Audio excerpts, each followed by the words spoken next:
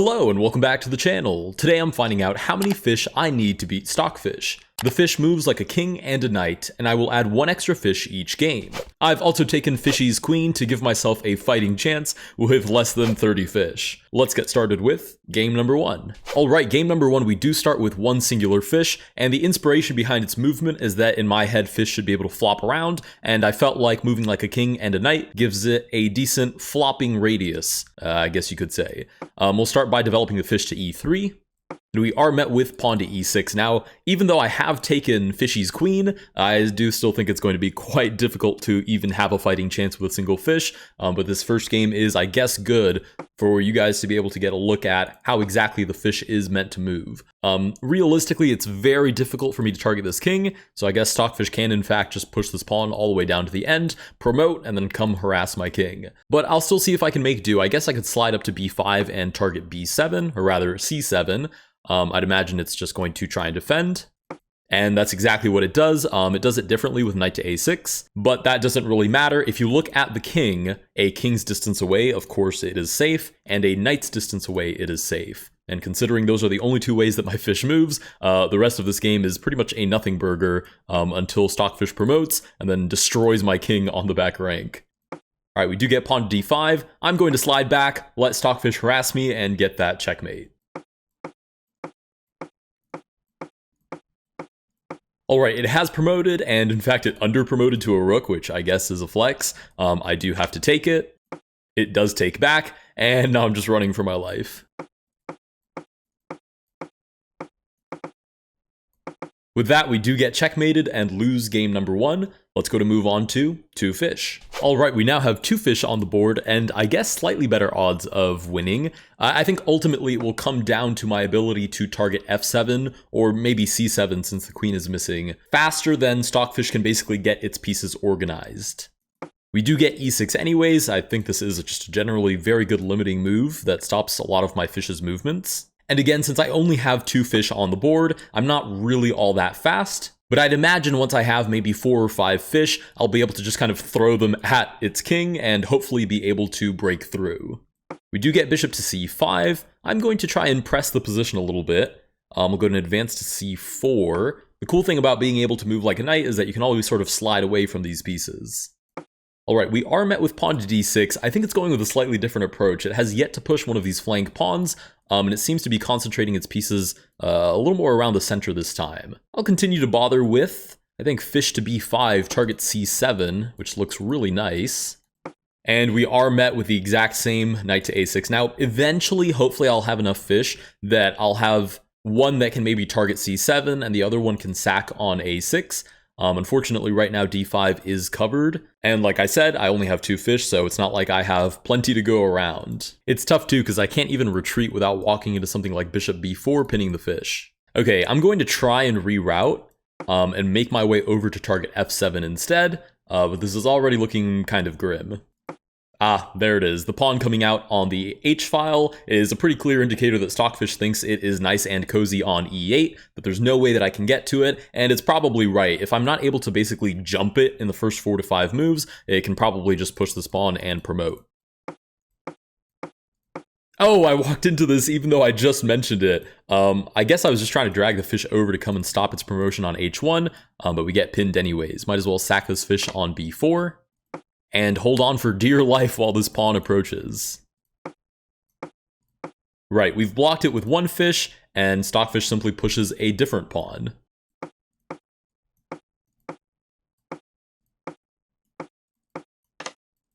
Alright, yeah, that makes a lot of sense. It pushes this pawn, I do take with the fish, and even though the fish is defended by the king, trading off my last piece, whatever it may be, for a singular rook to leave my king in the nude is always going to be a favorable trade.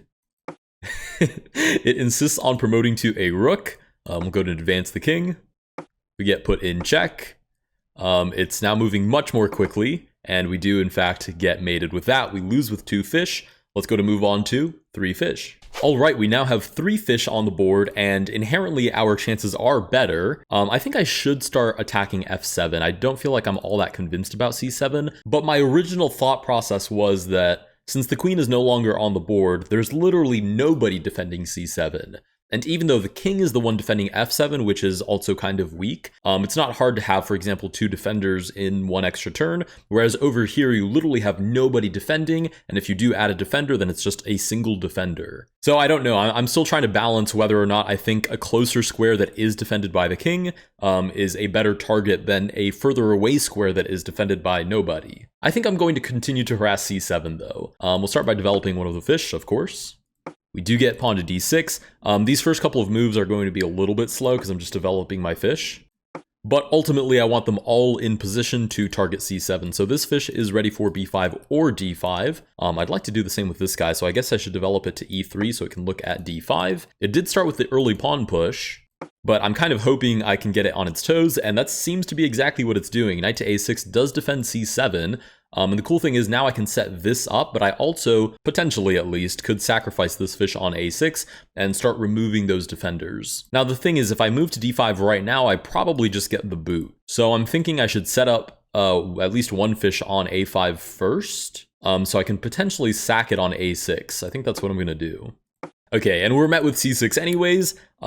It's probably not a surprise that it was able to read into my plan of setting up on b5 and d5, and it just simply put a stop to both of those moves. So, okay, I'll concede, I'll move back. It's a little bit disheartening because, again, once that sort of jump scare attack doesn't work, it's very unlikely that Stockfish won't find a way to coordinate its pieces to keep that king nice and cozy, and then just, I don't know, push a pawn and eventually simplify into a winning game.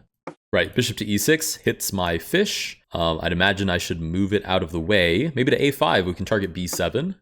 It is promptly defended with knight to c5, retroactively defends the pawn on b7. Maybe I'll just continue to crawl into the position. I mean, if I'm going to get demolished on the king side anyways, I'm not going to bring all of my fish over there to hang out and wait to get destroyed. I'm going to at least try and get active in the position. All right, we get knight to f6. It's doing exactly what I figured it might do, which is just develop all of its pieces, create basically an impenetrable fortress, and then probably continue with its pawn promotion plan. But we'll continue to pester the queen side a little bit.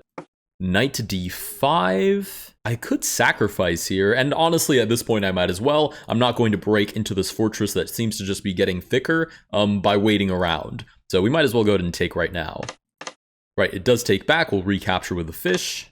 Oh. Okay, we just get forked.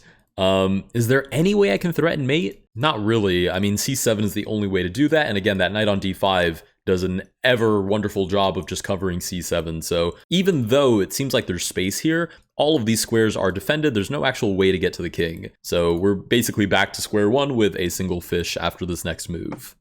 Right, it does in fact take. I can pick up the rook, but again, there's no way to target the king, so it really doesn't make a huge difference. And here comes the pawn. All right, we know how this goes. Right, it promotes to a rook. It did let me capture a whole bunch of pawns, but that really didn't make a difference in the position. Here come the rooks. We'll advance the king, and it does find a way to get rid of my final piece. Oh, wow, it doesn't even bother filleting my fish. It just gives me another check to draw the king away. Oh, beautifully played. I mean, I guess it is filleting my fish. It's filleting my whole position. All right, fish to a4, I guess blocks, immediately gets captured, and with that, we lose with 3 fish. Let's go to move on to 4 fish. All right, we now have 4 fish on the board. And again, there's no real reason to overthink this. We should just start throwing fish in its general direction and hopefully be able to target one of these 2 squares. All right, we get pawn to d6. It seems to be setting up that sort of thorny setup that's very difficult to get into. So again, the faster we get into that position, the better. All right, simply developing its pieces. We basically have no choice but to do the same. Oh, okay, e5, so it's getting a little more aggressive in the center this time. I'm imagining it thinks it needs to be even beefier in the middle than it has been in the previous games, because I do have material that I'm not only capable of, but very willing to sacrifice if it means I can get into the king's position. I can't develop to d3 because I just get forked, so we'll develop to e3 should be fine. All right, knight to c6. I do have to be very aware of tactics, like knight d4 here hits both of these fish. So the faster I can get this attack en route, the better. I'd imagine fish to b5 looks pretty good here. Targeting c7 just seems like a good time.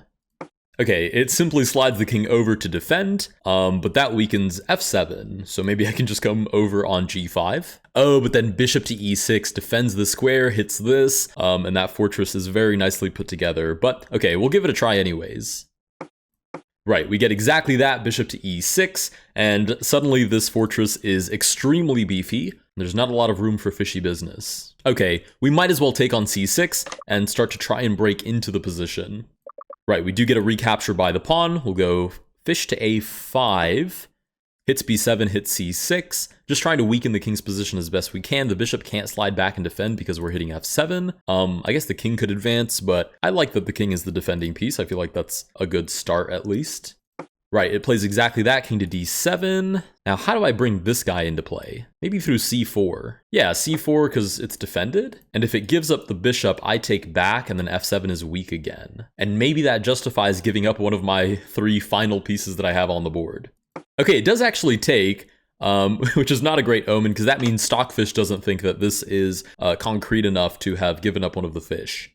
Oh, I see. Okay, yeah, bishop to e7. I guess human error to think that getting this free pawn in the enemy's territory should actually mean anything. I guess Stockfish has decided that there is no follow-through here with 2 singular fish. And that kind of does make a lot of sense. Again, if you take a look at the king's position, obviously a king's distance away, nothing is going to happen. And a knight's distance away, you'll notice that this basically wall of pawns does a great job of covering all of those squares, covers e5. I mean, f6 doesn't get much more protected than that. So again, even though the king is in the middle of the board and some pieces have been traded, there's actually no way to get to it. I might as well get my free material though. All right, the rook slides over. I mean, I could take, but then I only have 2 fish, or rather, I would only have 1 fish against the entire rest of its army, which just seems unwise. But then again, this is probably completely losing. Why don't we take on e5? Get a little frisky with the king. Right, the pawn does take back. We'll take back with the fish. King slides out of the way, might as well go on a little capturing spree on the king's side. It at least looks like we're doing something. Bishop simply moves out of the way, we'll give another spite check. Spite check because realistically there's no follow through here. And now we'll just survive until Stockfish brings down the hammer. Alright, with that we do get mated, smack dab in the middle of the board. We lose with 4 fish. Let's go to move on to 5 fish. All right, with 5 fish on the board, my hopes are getting a little bit higher, but I won't go into this with too much optimism. We're still playing against Stockfish. Again, I do have to start by developing my pieces. I'm not going to succumb to the temptation of just throwing a singular fish at a time into the position, because I don't believe that it's going to be capable of fighting off Stockfish's entire army. I'm sure that singular fish will get finessed. So instead, I am going to try and develop all of my fish at the same time, and then move them forward all at the same time as one big group. Or I guess I should say as one school of fish. Oh man, I really should have prepped some more fish puns for this episode. All right, we get knight to d5. I might have to go back on my word because I really have no interest in moving this fish back. I guess I could move it like a king somewhere around where it already is, but fish to b5 looks really fun here. So we're going to play it.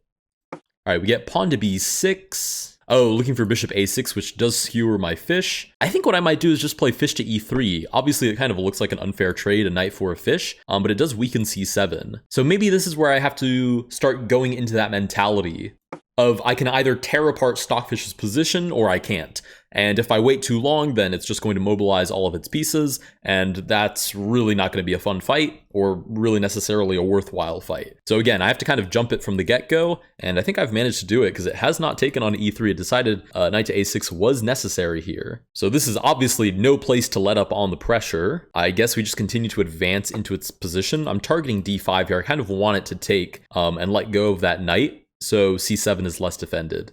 Right, which it does in fact do. I'll go ahead and take back with this fish. It's now 4 fish that we have left on the board. We get pawn to f6. Again, it's trying to set up like this very thorny style of position, which is pretty effective against these fish that move like knights and kings. I mean, they're short range pieces, so this thorny sort of setup is going to be very effective. But okay, let's continue to march forward into its position, and I'd imagine that eventually there has to be some sort of opportunity. Oh, I've just walked into this. I was going to say to sacrifice and then weaken the king. Oh, wow, okay, we get king to f7. Wait, maybe we were actually threatening something. That's an interesting thing, too, that I've learned over time. Playing against engines in general, and especially playing against engines with, you know, a whole bunch of queens and a whole bunch of rooks, a whole bunch of bishops, knights, pawns, what have you, is that you don't necessarily have to see the threat, right? Setting up these 4 fish near the king, I don't specifically have to see exactly what the threat is.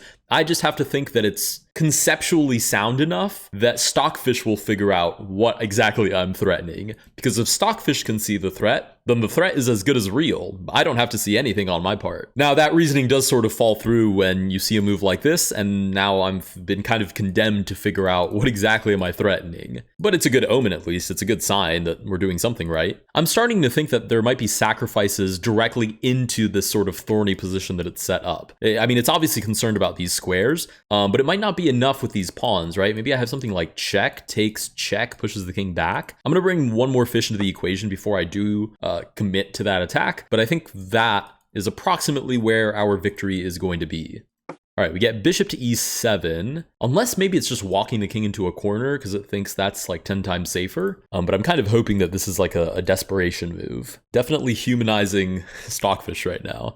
But okay, let's see. Check, takes, check. Moves the king back. I don't really see the follow through. Oh, maybe fish here, but then it just defends. I kind of do need this last fish, and it's really not doing anything targeting c7. I can't really reroute it because of bishop b4, so maybe I'll just scoot. If I scoot that guy over, then there's just f5 to follow. Okay, maybe I'll scoot him back, and then slide this fish up to d4. Oh, wait a minute. Okay, well, not only do we get h5, which hits this fish, but this doesn't work anyways because of bishop c5, which is a pretty silly oversight. In either scenario, I do have to move this fish out of the way, which I will.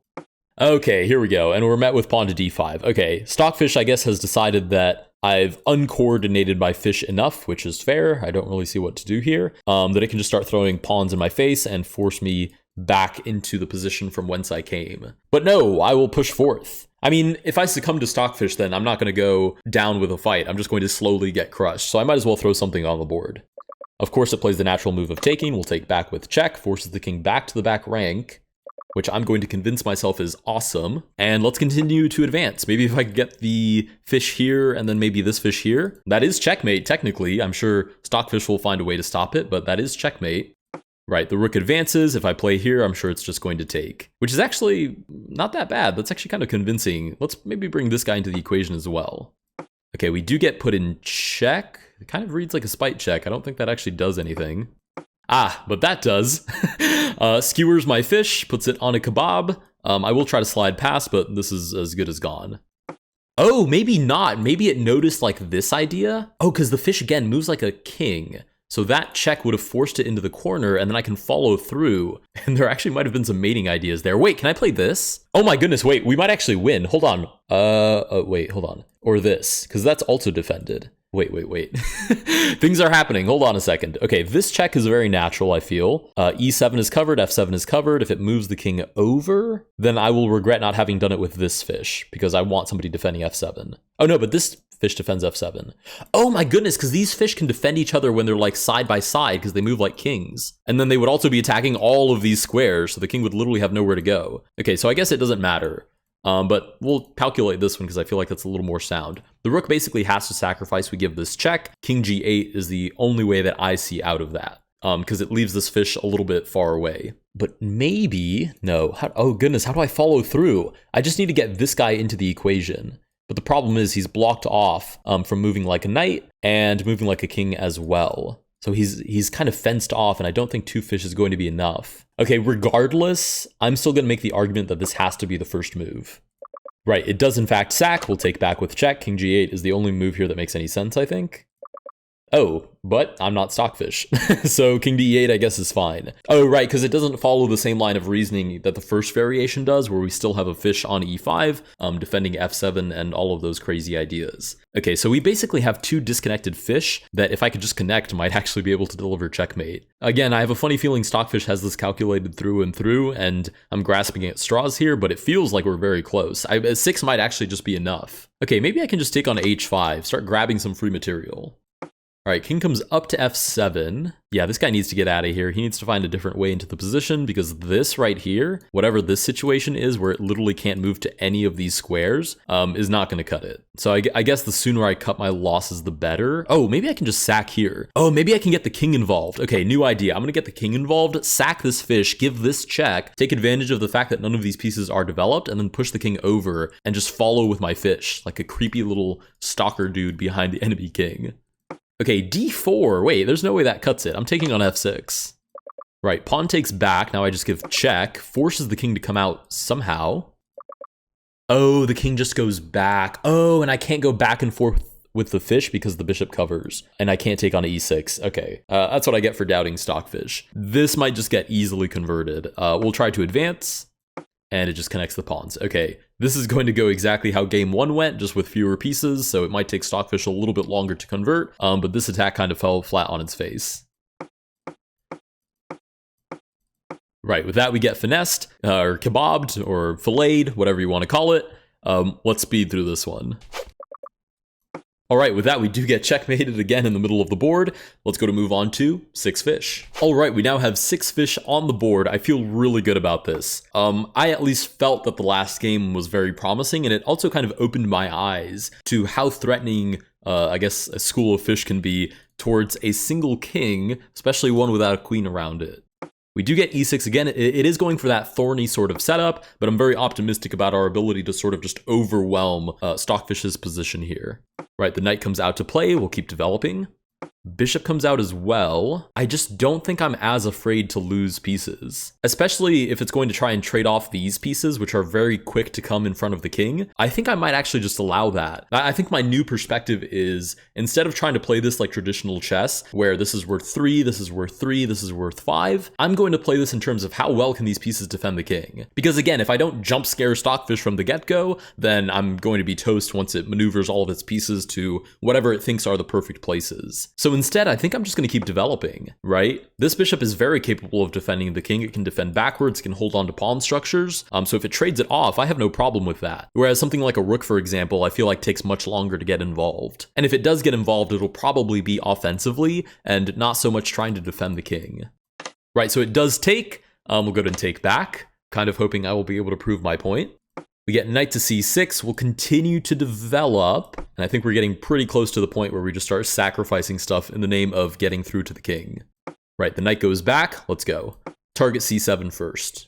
Oh, that's the idea of knight to e7, is to play knight e5, defend c7, but also defend this knight. Okay, so if I sack the fish, then the knight takes back. Interesting. Okay, maybe I'll just continue to advance towards the position. I don't think I have really anything to fear here. Right, but yeah, it definitely does. I was wondering if it would take and allow me this check, move the king out of the way, and then I take back, but no, it actually moves the king out of the way first. So it knows that I'm coming out for blood here. I think we just continue. Surely we just continue to approach. And again, I don't even have to see the threat, which I know maybe is a little bit of a tacky way to play this, but I don't have to see exactly the threat. I just have to read when Stockfish makes a move that's like this, paranoid enough that tells me I have an advantage and I should continue to pounce. All right, d6, again, it continues to ignore the tension on e3. It knows that there's bigger fish to fry. There we go. Another fish pun. They're slowly starting to come to me as I play. And it plays d6 instead. I mean, nobody's stopping me from taking, that's for certain. Okay, we're going to take and just see what happens. We'll take here on d6. All right, it takes back. We will continue to take. And this time I am taking with the outside pieces to continue to approach the king's position. All right, we get pawn to h6. It still continues to ignore this, which makes me think I should get rid of it, actually. Should I take? The knight takes back. I take, the pawn takes, fish comes in. How do you defend f7? Bishop to e6, perhaps? Oh, and that might just be fine, actually. That's kind of annoying. Okay, but I'll bring this guy in anyways. Target f7? I mean, I'm still fine with getting rid of this fish. Ah, and it knows that I have all sorts of threats on the board. Okay, there has to be mate here somehow. Because taking here right away that's like a no-brainer move. So we'll see if there's actually a checkmate that I can follow through on. I mean, this is the first very natural move. King moves out of the way. I can't quite play this yet because the knight simply takes back. But how hard could it possibly be to reinforce this? I don't know. I'm going to take here with check first. King does in fact move out of the way. I literally just need one more person on g6. We have this guy, we have this guy. I could sack, but then the knight just replaces, and that does nothing. I could advance this fish. It'll probably try and sack the knight. I can take back. And how on earth do you defend g6? I mean, the bishop is stuck behind the pawn structure. The rooks, like I said, are supposedly higher value pieces, and they definitely are in regular chess. I don't mean to discredit the point value system for regular chess. That's pretty well established. But as far as this particular variant goes, I don't think they're doing all that much for the king hanging out back there. We'll advance to f4 here. I'm going to take a wild guess here and say Stockfish has already calculated the end of this game because that take back was instantaneous. I will take back. Bishop d7. I think it just knows there's nothing to do. It's forced mate. Check. And mate. With that, we do finally defeat Stockfish with 6 fish. If you guys did enjoy this video, please consider liking and subscribing. Let me know if there are any other variations of this that I should try. I was also thinking of doing a video where I do how many zeros does it take to beat Alpha Zero, and instead of a fish, the piece would literally just be, I don't know, I guess a zero, and I was thinking it would be able to move maybe like this, like a donut shape, again, like a zero. But yeah, if you guys have any variations of that, let me know in the comments down below. I'm also totally willing to do totally goofy stuff. Like, I don't know, how many coughing babies does it take to beat Stockfish? And I can literally just put an image of a coughing baby, but you'd have to decide, how does a coughing baby move? Anyways, I'll leave that in your guys' hands. If you guys did enjoy this video, please consider liking and subscribing, and I'll see you guys in the next one.